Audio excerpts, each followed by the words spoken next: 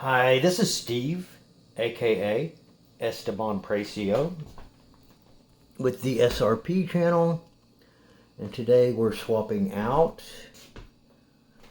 under cabinet fixtures. If you see here, these are actually on, they're just totally out.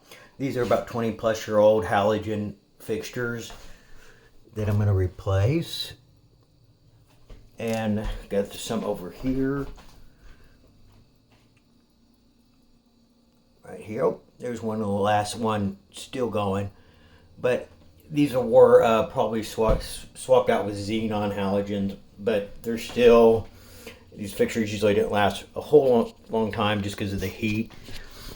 Back in the day, they had to be really well made if you did want them to last a while, because they produce so much heat. So that one's one last little breath of life there.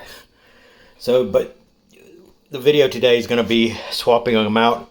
It's with Nora brand, and I've used Nora products before. I've always liked them. I've did a lot of retrofit LED cans and special order their products. They're really nice lighting as far as the quality and the finish out. And so at my house, I usually get these Nora under cabinet, and I figured I'd do a video kind of reviewing them and showing you how they install. But so this is one of them right here. They're good. They're good quality little fixtures. They're slim. That's about a 1-inch fixture. They are smaller. This little aluminum door right here pops up with this little Nora lighting wedge tool, and then you just pop that open, and that would be the little mounting screws here. Then on the back side, you could use a little punch out here, and then there's the larger one here, and then here. So, and then they actually have, which I like on these, are the little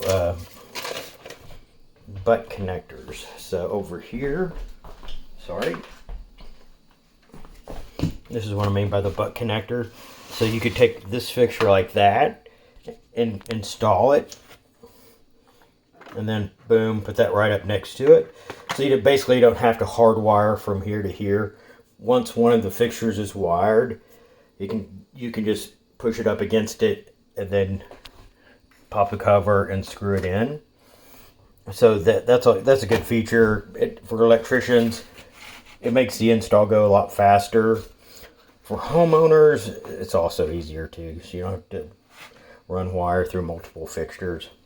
Now, so they do have what's called a little jumper cables, which I don't have. I'm going to actually reuse that MC cable there, which is also a good heavy-duty cable for under cabinet lighting.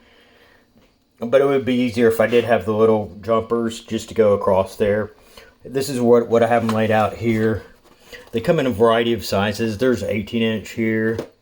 Then I'm putting this, that's the, 32-inch right here. So I'll have like a little, that piece, I'll shorten that piece, and then tie those two together. And then over here,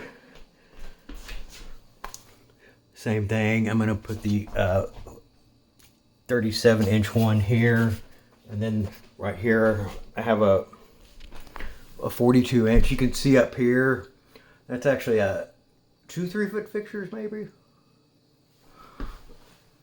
But I'll put this long one, the 42, and then this little 8-inch right there on that side, and then same thing over here, the little 8-inch fixture, and then right up next to the 42.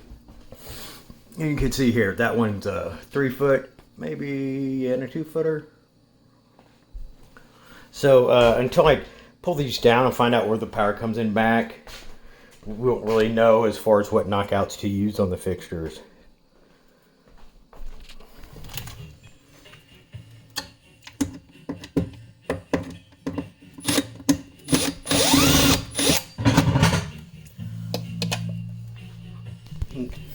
Okay, inspirational music was provided by 91.7 KTXT, Dallas Fort Worth Station.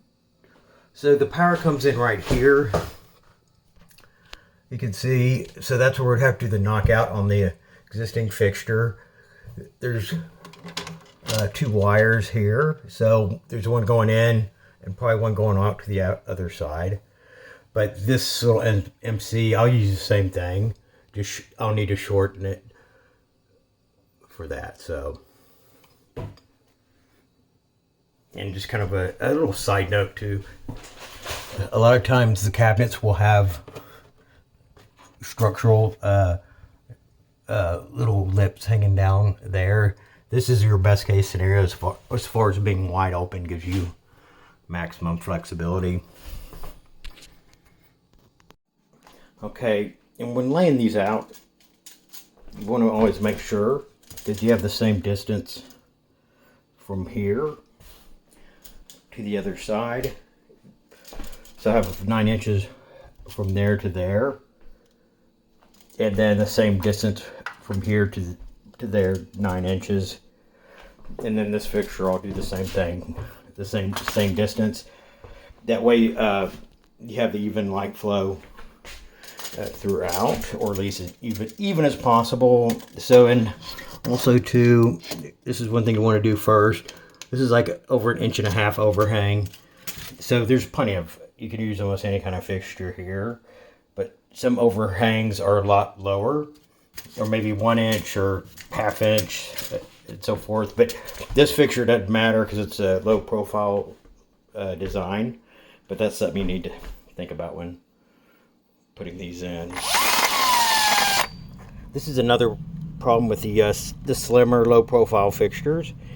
They look good, but the installation is trickier because I can't even, this isn't thick enough for me to even get a 1/2 inch plastic bushing in for the wires. And you know, if I go any further than that, it's going to damage the hinge right there. Okay, so sometimes it helps to keep everything kind of prepped up before you put it up there. So I have this wire here. This is MC, or you could use like 3/8 metal flex. The important part when you connect these is you don't have just the bare Romex going across the cabinet. You want that, or something like this seal tight can be used. Also, this is like 3/8 MC flex. You can also use 1/2 inch flex armored cable, and then run the wires through it, and then just strap it up. But always use the little bushings here and then tape them.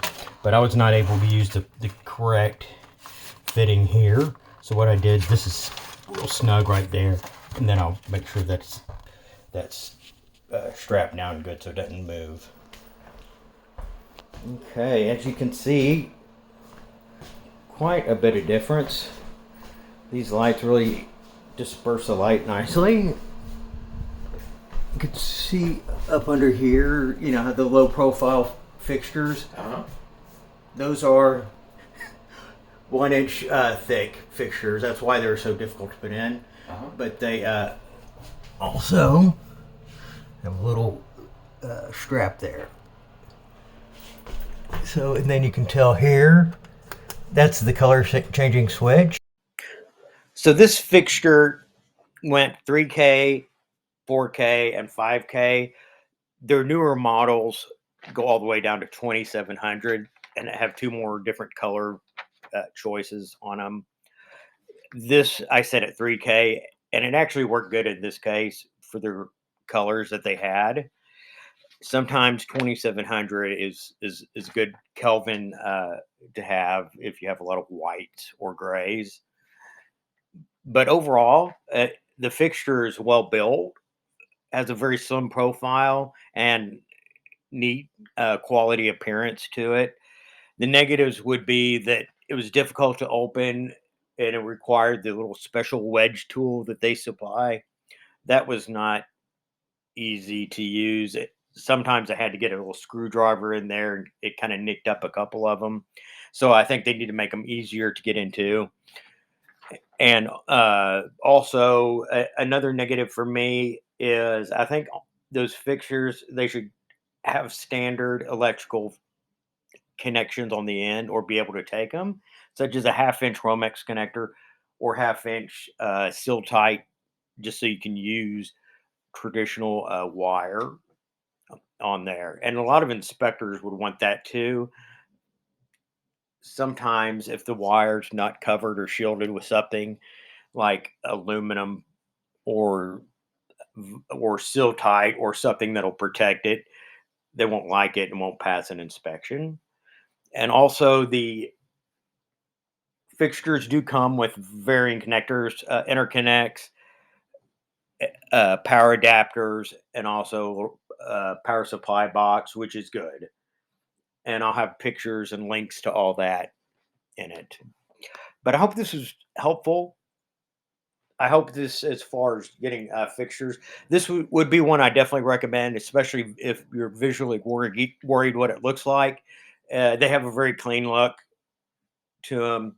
The light color and quality is very good. I think it's over 90 CRI index on there, so it's a very good quality fixture as far as the light output. They are fully dimmable, also with the standard dimmer, which is very helpful. So I would definitely recommend them. They're a little particular as far as installing and a little frustrating. I hope this Nora light review was helpful for you. Please leave any comments or questions below, and I'll always leave relevant links below too. This was Steve with the SRP channel, and always remember, be nice to bugs.